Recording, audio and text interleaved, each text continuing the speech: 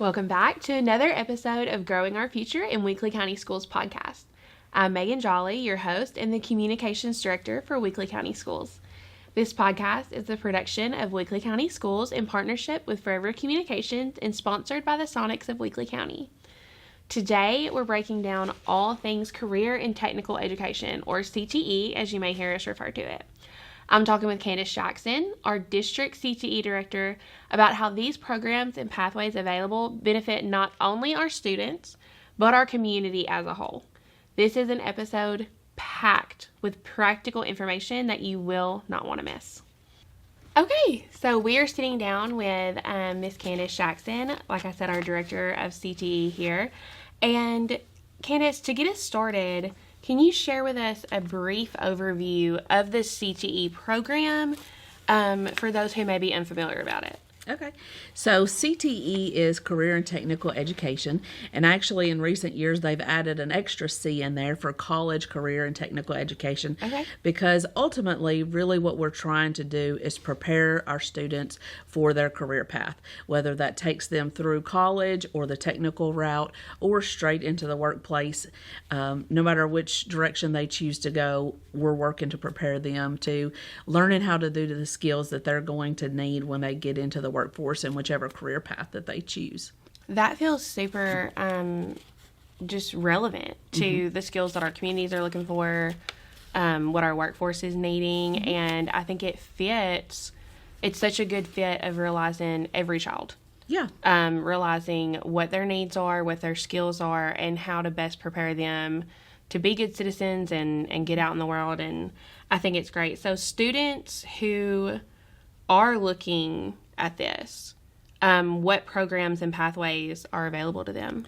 So students can start CTE classes in the middle school level. Okay. And this is new to our district. We implemented this a couple of years ago where students can start taking CTE classes in the 6th grade. They will take computer science and a computer applications class. Okay. So they can learn how to use computers. They're going to need that no matter which pathway they take.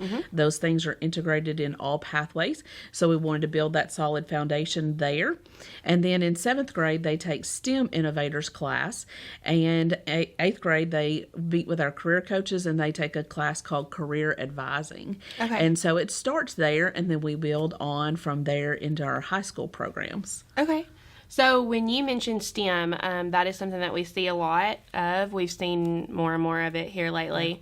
What does STEM even stand for? What does that mean? Okay, so STEM is science, technology, engineering, and math. Okay. And sometimes you may even hear STEAM, and that adds art into the mix. Okay. And so STEM is designed to add the project-based component to all of those concepts. Okay. So we hear students study about math and they study about science, and those concepts are kind of isolated and they study those things, but in STEM, we're able to take those concepts and really look at how do they apply to the world. So we bring in a problem and study how do we use math calculations to determine certain things to solve our STEM problems. And so our STEM teachers have some great resources in our classrooms, and we have a lot of STEM teachers that have new STEM labs where they are able to go in and really design things and take things apart and study.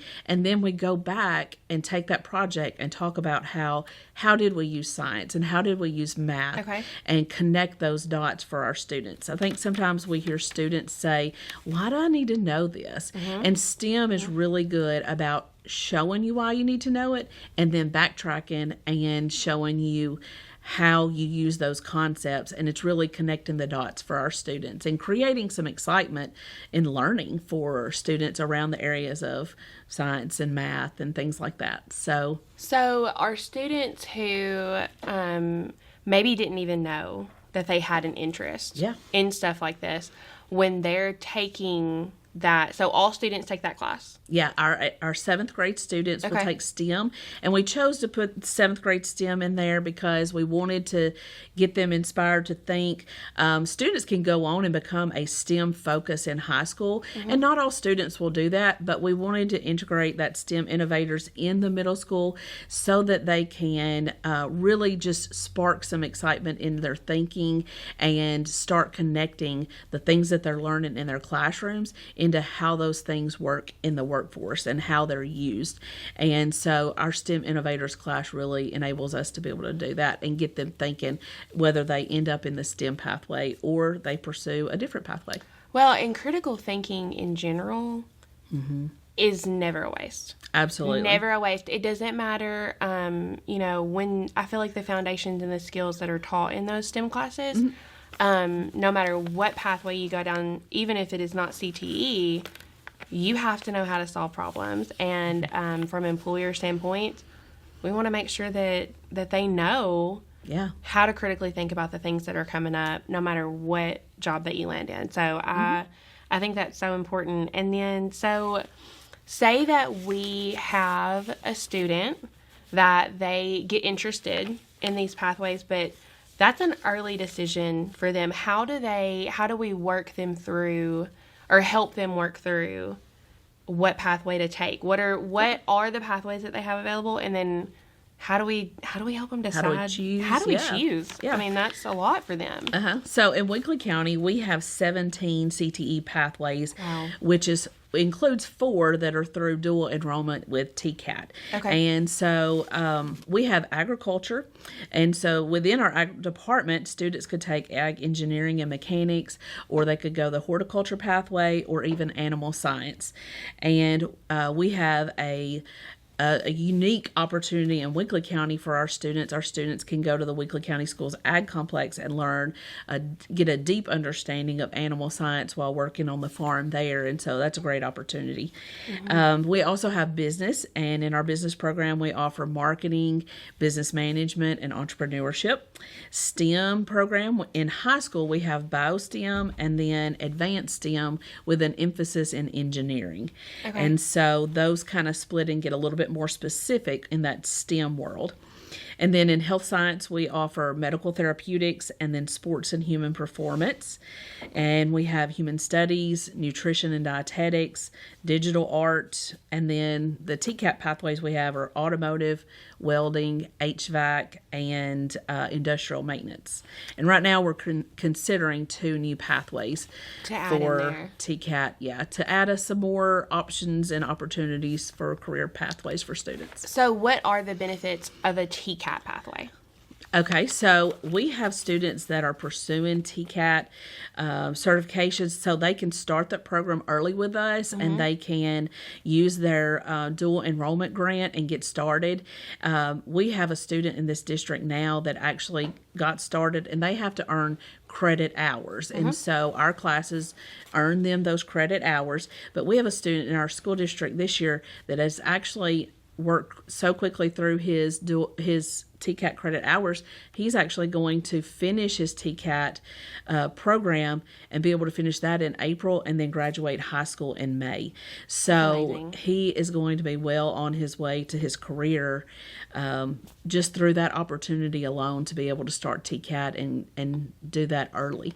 Which I feel like is so important for when we're graduating and all of a sudden we're looking around and we're like, well, what now? Yeah. I feel like this foundation really starts, it helps to not throw them off in the deep end. Yeah. Of, you start out with an understanding, you start out kind of having an idea of what you want to do, you start building those skills, and then an employer can look at you and say, and correct me if I'm wrong on this, but TCAT offers some certifications, right? Yeah. So as an employer, when you're looking at hiring these people, you have some certifications already that you as the employer would not have to take on, Yeah. which is huge. I think something that in Weakley County we're approaching this, I don't know if you remember when you graduated high school and college, it's kind of a gut check moment where you're sitting there going, okay, what now? What now? Yeah. And so dual enrollment opportunities like this enable us to get them started on that pathway so they can be pursuing that. And then it's just a continuation after they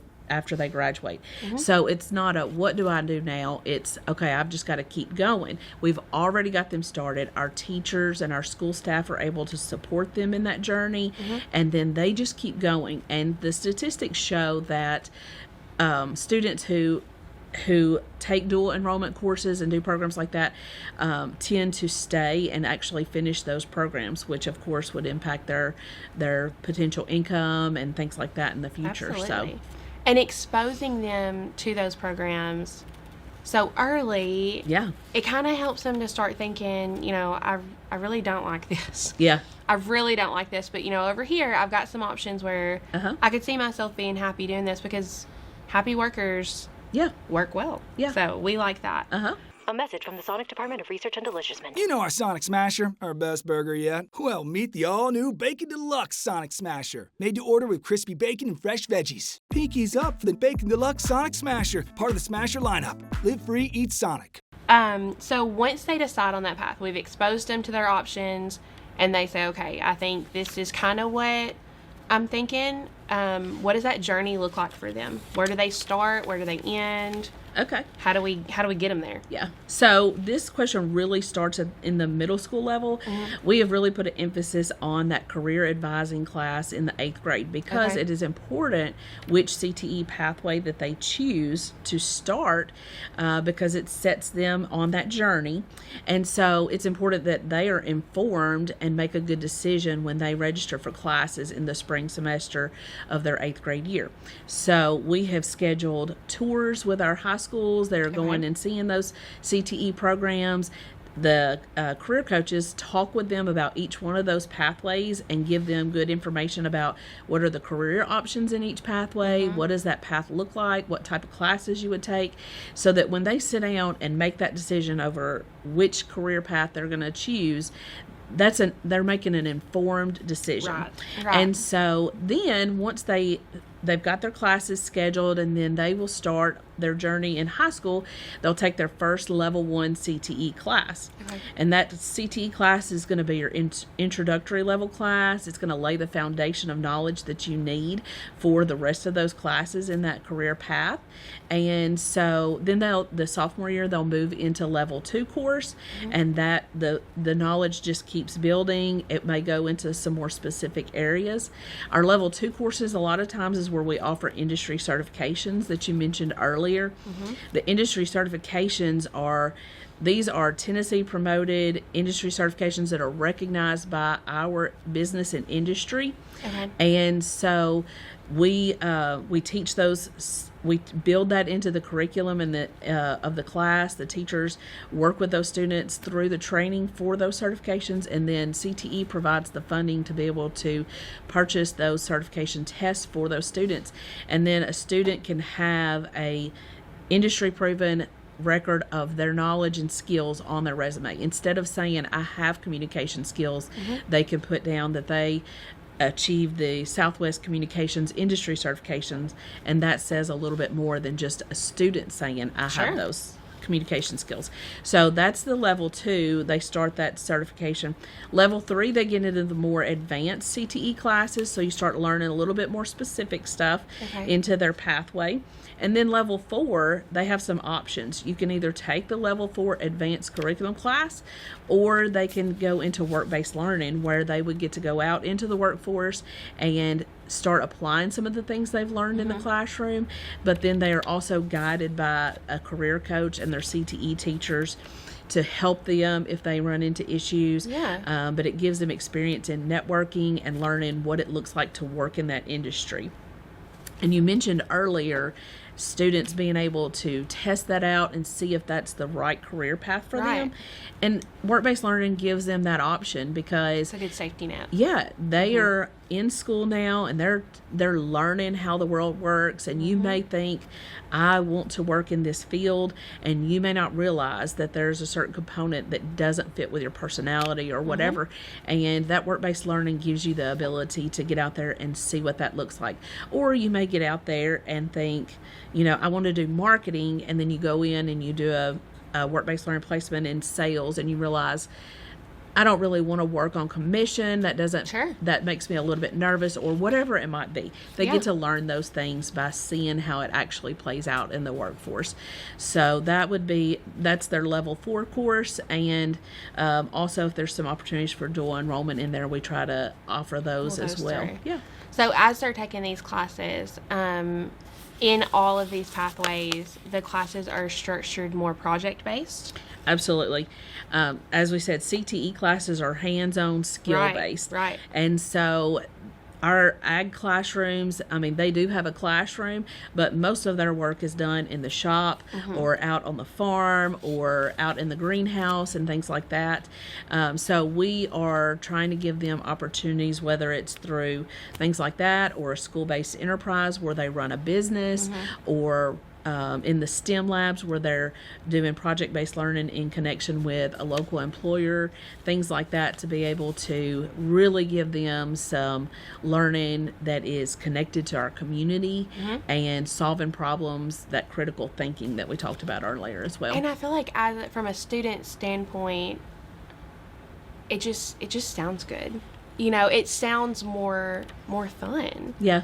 And I mean, we have to have the academics. We have to have that piece of things to, again, develop. But I love that this realizes that piece for students who need a different path. Yeah.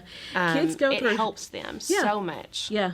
Kids go through school, you know, and we get trained to thinking about school as the bell rings, you go to the next class and go on, and you learn these things. I heard a parent once tell me that when they visited one of our high schools and they toured the CTE programs, the parent said that the kid came home and said, "That was awesome. That was kind of like going to Kid College and at UTM." And I love that, because kids go to Kid College and they have fun and they get to learn different things in different areas. And I love that he was able to see our programs and look at it in that light. So kids get to find their path. They find, I kind of have a tagline, find yourself in CTE, because they figure out who they are and they find who they want to become in those CTE courses. And I feel like a busy mind is the best thing. Yeah. For some of these kids that might be struggling to find their place, we know that when we find our people, we do better in life. So I feel like these programs really, really help you find people that you have things in common with, and it can also help you on the social side of things. Yeah. So, sorry. Yeah, we have. I was going to say that each one of our CTE programs, they also have what we call CTSOs, which is student-led organizations where the students they have officers and then they lead that chapter in different activities. They do local activities where they do fundraisers and volunteer work and things like that, and then they go on and compete at the regional, state, and even national level to see where their kids stack up in whichever pathway that they're in. So, for example, our FFA students, they go and compete in soil judging, or they have leadership. They have all kinds of different competitions. Okay. Our business students, they can participate in FBLA, and then our health science students can join HOSA, and human studies, they have an organization called FCCLA, and then STEM and digital art, they actually kind of do one organization. It's called Skills USA. Okay. And so we've recently had some winners that just advanced to the state level in Skills USA. And so it's a really good thing. And actually, students that go on to TCAT, they have Skills USA there as well. And so they can continue that journey. And so it's a good thing that kids can find their place. I see a lot of kids, they develop their friend groups around those CTSOs because they grow up and do a lot of things together, and so they get out and get active, and it's all centered around them and their career journey. And the networking skills that they learn in this before they even realize that it's networking skills. Yeah. Like, they don't even know that's what they're doing, and they're starting to get those foundations in talking to people, learning how to talk about your craft and things like that. And I think that is just really, really cool. Yeah. So one question that I had, we hear the term EPSO being used often. What is that? What's that about? Okay, so EPSO is Early Postsecondary Opportunities. Okay. And that is our dual enrollment, dual credit, and also our industry certifications. So we have goals of getting every student access to being able to take either dual enrollment or dual credit, and then also offering those industry certifications. And so we just find that those are good measures to help keep students moving through their pathways and helping them achieve their goals. And so each one of our CTE pathways have an industry certification plan. And so all students are able to have access to earning those industry certifications, usually, like I said, at the level 2 course, and a lot of times in the level 3 or 4 course, they get an advanced certification. And so, but yeah, that's what an EPSO is. So as we're talking about these certifications, that kind of leads to our next thing, our local workforce. We love our communities, and we are working to support our communities. So how are we preparing these kids to meet the needs of our local communities? How we do that? Okay, so our CTE programs, we all have advisory councils for each program. And we meet with those advisory council members. We get together and we sit down and we discuss what is going on in that industry specific to Weakley County. And those people come in and they share with us what they see going on in the industry. We share with them our industry certification plan. We share with them about work-based learning opportunities. And then they share with us recommendations. Hey, I think it would be really good if students could get this certification or whatever, so that we know what we're putting together in the classroom and what we're offering our students is in line with what Weakley County needs. And so our advisory councils are very important to us. So we stay in contact with them, and we use those the information we gain from those meetings to formulate our plans for the year, and we build on that each year. So from a community standpoint, that is just really neat to me that it's so personal. Yeah. It's so personal to our county and to what we need to continue to grow our county. Yeah. And I think that is so cool. Such a cool thing to offer for our schools. And we have to say a special thank you to Justin Christ. Since I've come on board in this role, we have worked together so many different ways in discussing what we're doing in our classrooms and in our schools, and how that feeds into our workforce, because we are really working to build pipelines. We want to prepare our students to be ready to go straight to work in a Weakley County business if at all possible. Now, sometimes it leads them in other directions, and that's okay, but we want to make sure that we're preparing kids to be able to go to work in our workforce if that's part of their plan. And so he has done an excellent job of putting us connected with different businesses and industries, whether that was for our work-based learning program or advisory council meetings and things like that. He has taken a very active role, and that connection with our chamber and our economic community development partner is vital to us staying in line and making sure that we are moving in the right direction for Weakley County. And just keeping everybody on the same page of like, hey, this is what we need, this is what we're seeing. So that we're preparing this workforce early. Yeah. And able to go back and pour back into our communities, which is just amazing. Yeah. So with recent discussions surrounding funding for education both nationally and statewide, how does CTE play into those discussions? So there is a lot of talk about education now, state and national level, like you said, and there's a lot of uncertainty about what is coming. But one thing that I have shared with our CTE teachers is that in my research and reading about initiatives at the national level or state level, what I find is that CTE is really a big component of the plan. Okay. And so they are driving kids to learn through project-based learning, and they are wanting kids to get out and do that work-based learning and earn those certifications, because those are proven markers for students to be able to show what they've learned and build them in their pathway and keep them moving forward. And so we don't know exactly what things are going to look like, but I do believe that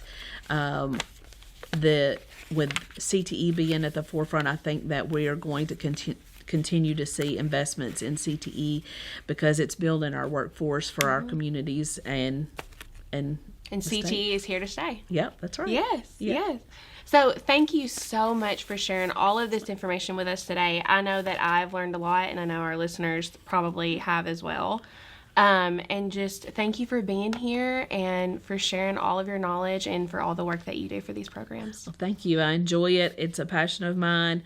I was a CTE teacher for 16 years before I stepped into this role, and it's an exciting opportunity to be able to impact our students and give them the opportunities to find their career path. We have a lot of students that did, start their education journey and they don't know what they want to do. It's hard to figure that out. And so we have put some things into place in our district in the last couple of years to be able to help them find their way and help them find that journey. One thing that we really did not mention that I wanted to add is our career coaches are serving a vital role in our district. Yes. Our career coaches meet with them at the middle school level and do that career advising to prepare them for high school. But also in the high school level, they work with them to keep them on that path. But one thing that we are doing is we've introduced a new tool for those career coaches, and that is our U-Science. Okay. U-Science is a aptitude and interest test that students are able to take, and it really just studies the way your brain works. And so helps you kind of make some of those decisions. It helps you understand where you are, how your brain works and how you think. And then they also have the interest component. So basically, after our students take these assessments, then they're able to formulate a plan based on what their strengths are and align that with their career goals. And so our career coaches meet with them and they administer that test, but then they also train them and talk them through so that they know how to analyze those results and read those things and use those to their advantage. And so they are serving a huge purpose for our students, because used to when you'd ask a kid what job they wanted to do, most people, you can really only base that decision on what you're familiar with and what you are exposed to. So a lot of times we would ask kids, what do you want to do? And they would say, I want to be a pro athlete or a YouTuber or a gamer. We hear a lot of that. And so U-Science has really changed that conversation for us, because now we can talk to them about, these are your strengths. Here's a starting point. And here's all of the careers that are at your, that could be in your wheelhouse. And help them to understand. It's opening their eyes to those possibilities. So I encourage parents to ask your child about their U-Science assessment. That's awesome. Students take that test in the 8th grade, and then they take it again in the 9th grade. And so, but every kid in our district has taken that test. Everybody that is 8th grade and up has taken that test. And so you can look at their results, just ask them to pull out their laptop, look into their U-Science results, and have some conversations with them about careers. Because that helps us to reinforce that as they move through their plans. Absolutely. That's wonderful. That's awesome. I think that is so great for kids who, you're staring at the rest of your life and like, where do you start? Where do you start? Especially like you said, if you've not been exposed to different jobs and, you don't know. I think it's really, those career coaches are so imperative in helping them not only have those conversations, but like you said, know where to start. Where are your aptitudes? Where are some of your strengths? And because of that, if you like gaming and you've got, how can we pull that into something that you'll enjoy doing? Because we want them to be happy and be fulfilled and be good citizens. Absolutely. Well, thank you so much for all of this today. This has been a great conversation and wonderful, wonderful information for our listeners and for our students. Thank you. I enjoyed it. Yes, ma'am. The Sonic Fun 99 menu just got funner with a Junior Deluxe Cheeseburger, small floats, and French toast sticks for only $1.99 each. And yes, funner is a word because proper grammar is boringer. Also a word. The Sonic Fun 99 menu. Live free, eat Sonic. Thank you again for tuning in to today's episode. We'd like to say a huge thank you to Kandace for her insights today. The month of February is dedicated as CTE month, so we'd like to make a huge shout out to all of our CTE teachers, career coaches, community partners, and other valued pieces of this puzzle who continue to create such beneficial programs for our students. If you love today's episode, don't forget to subscribe, leave us a review, and share. Remember, you can catch us on demand on Google Podcasts, Apple, Spotify, or wherever you listen to your favorite podcast. See you next time.